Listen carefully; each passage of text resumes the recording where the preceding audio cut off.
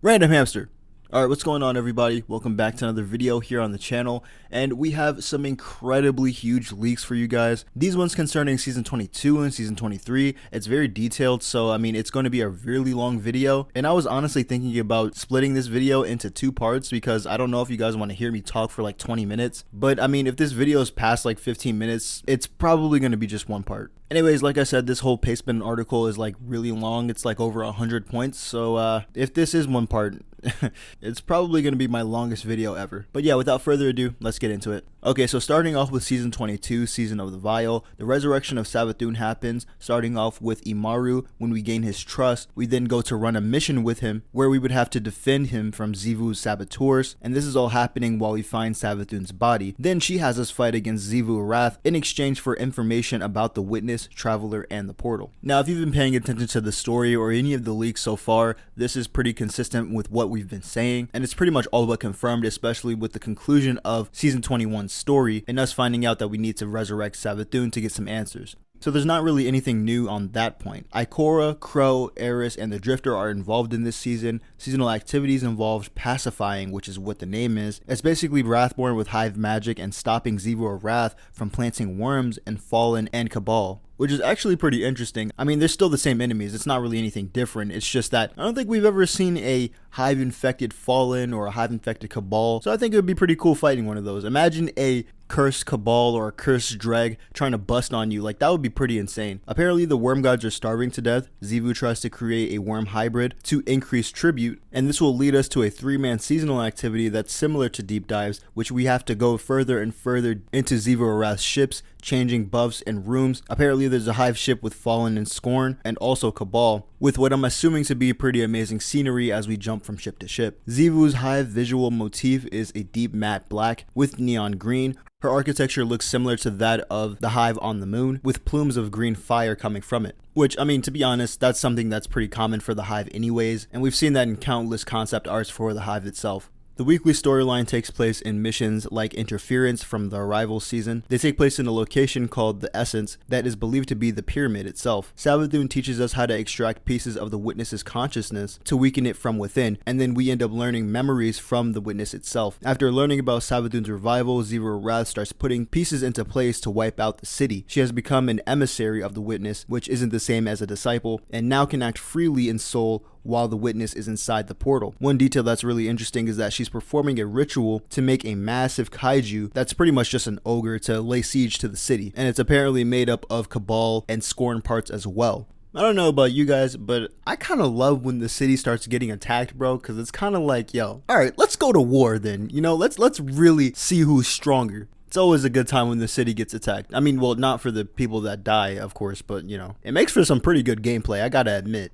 However, there is a seasonal twist. Savathun reveals that she doesn't know how to get into the portal herself, but she believes that Vex technology can. The season ends with a live event, which is pretty cool. We haven't gotten one of those in a little while. That will drop a new strike in the last city where we defeat this ogre. However, someone dies. And to be honest, I really do think it's going to be Zavala. Zavala probably is not going to live past this season, simply because, I mean, it was just confirmed that Zavala's voice lines, I think, have been used up already, and so they don't really have anything new for him. And obviously the whole thing with Lance Reddick, I don't even know if they had a voice replacement for him or whether or not they're going to do something like that, so I don't see Zavala living past this season. And so finally, Season 22 is going to have a new Vex network map. Gambit gets 4 new weapons, and the ritual weapon is a kinetic SMG. I'm kind of excited for that one, but I just hope it's really good. These past couple of ritual weapons have been kind of disappointing, not gonna lie. But we finally get some fire news, bro, from the returning raid. Apparently, it's going to be Crota's end, and it will take place in present day and will be involved in the story somehow. Crota has been resurrected as a Lucian Hive and has reclaimed his brood, not really adhering to any of the same goals as Xivu Arath or Savathun. However, he kidnapped Savathun's Death Singer to try and regain his old memories in order to enact revenge against those who killed him first. The returning weapons are with apparently notable perk combinations: the pulse rifle, the hand cannon, shotgun, cascade Point and Trench Barrel are on that one. The Sniper has triple tap and 4th times the charm, an LMG, a rocket with rewind rounds and bipod. I fucking hate bipod, don't give me that. And Necrochasm is the exotic. Now I really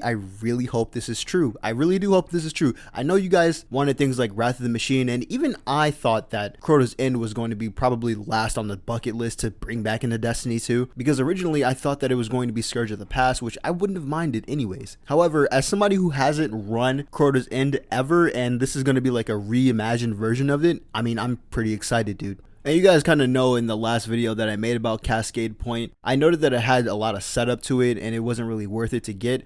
I mean, on a shotgun, maybe still. I don't know. We're gonna have to see how it plays out. Apparently there's not gonna be a master mode, instead a grandmaster version of the raid with Attack on Titan armor dropping and completely farmable encounters with high rewards. Now, okay, hold on.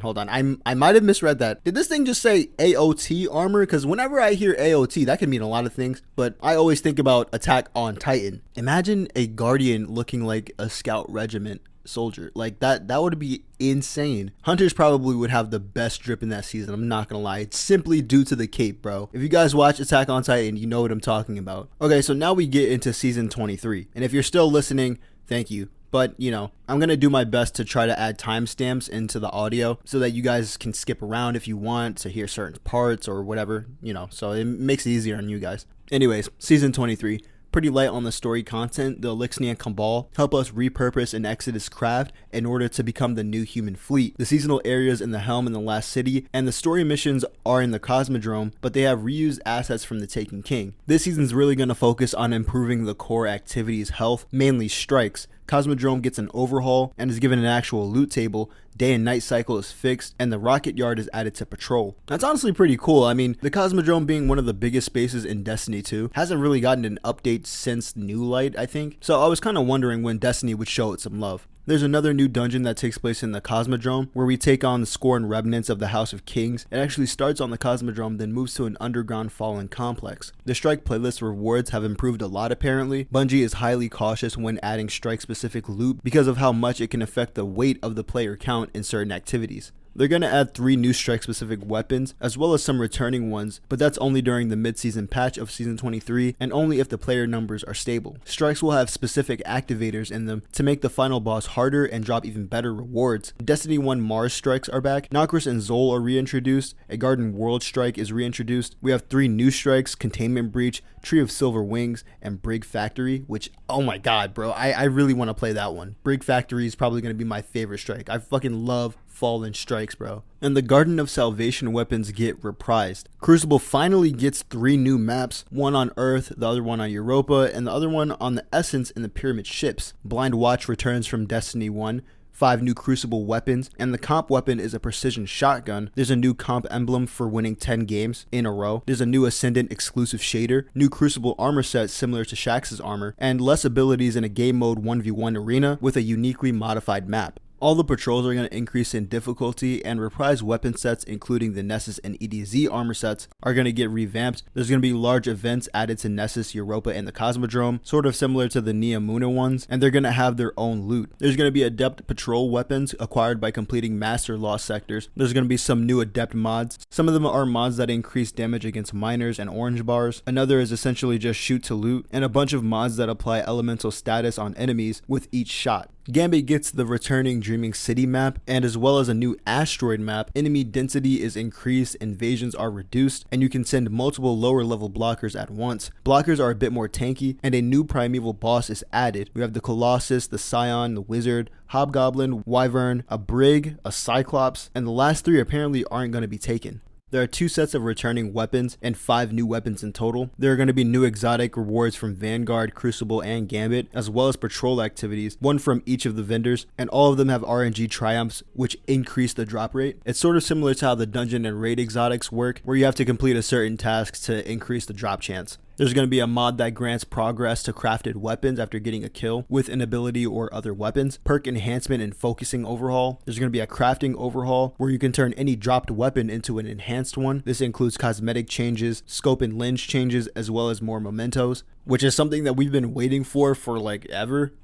There's going to be a mid-season cosmetic pack update with stasis and strand armor / ships, and this will add a 6-man activity into the game, which takes place in the 9 realm, sort of similar to the Reckoning, and we'll have more D1 armor sets that are earnable in game. And this is where the Vault of Glass weapons get a reprise. Apparently the most elaborate secret in Destiny will tie into these reprised weapons from the Vault of Glass, and it's going to be a nod to the original fan theories, which I have no idea of. So lore junkies, if you can, let me know in the comments. In-game LFG will finally appear with this mid-season update, with it being accessible through the director or vendors in social spaces. They've already noted that they wanted to put in-game LFG in this game for like a while, and it's really important to them that they do this now before final shape. Okay, so the last part of this article is pretty much just the final shape stuff that we've been going over for the past like couple of months. However, it is a lot more detailed. So honestly, I'm just thinking about making that video the part 2, and it won't be as long as this is going to be. I mean, we're already like almost 13 minutes in, bro. So my quick final thoughts, because I don't want to ramble for too long. All of this stuff sounds amazing. It really does. We have to take it with a grain of salt though, like with every leak. However, if there's anything to go on, there's consistency in this leak from all of the stuff that we've been going over for the past like year, and there's even stuff that Liz has said herself. So if I were to bank on this being true or this being fake, I'm more in favor for it being true, because I mean, let's be honest, especially with those Crucible changes, they have to do that at some point. I don't really expect Destiny to really be the same thing that we've been playing over and over and over again. This game has to evolve, especially within the next 2 seasons, right before the final shape, dude. Like, it has to change. So like I said before, man, I'm really excited for all of this stuff to come out. Even if half of the stuff is true, I'd still be happy. But anyways, guys, that's going to be it for me today. Or not really, because I have the second video to upload. But this is it for me for now. I'll see you in the next one. Sub up, stay safe, and peace.